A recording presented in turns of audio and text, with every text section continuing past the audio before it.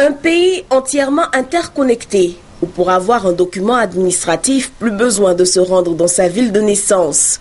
Un pays où l'information va d'une ville à l'autre en un clic. L'un des grands chantiers du président Alassane Ouattara pour la Côte d'Ivoire vient d'être mis sur les rails ce vendredi par le chef du gouvernement, Jean Okwadio Aoussou.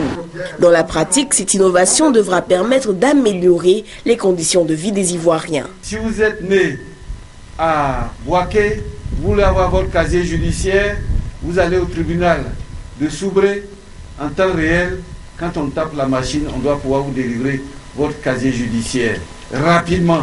C'est le sens de tout le travail que nous sommes en train de faire. Le chef de l'État entend que ce projet structurant du secteur des télécommunications, qu'il a inscrit au programme de travail gouvernemental, permette à la Côte d'Ivoire d'être émergente rapidement afin que d'une économie traditionnelle, nous passons réellement à une économie numérique compétitive et inclusive.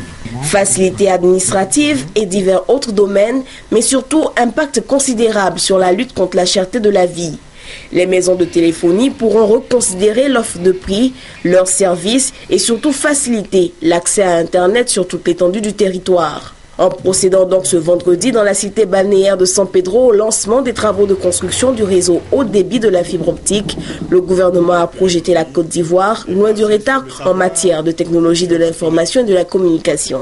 Longue de 6700 km, cette infrastructure nationale de transmission à base de fibre optique viendra en complément des réseaux existants.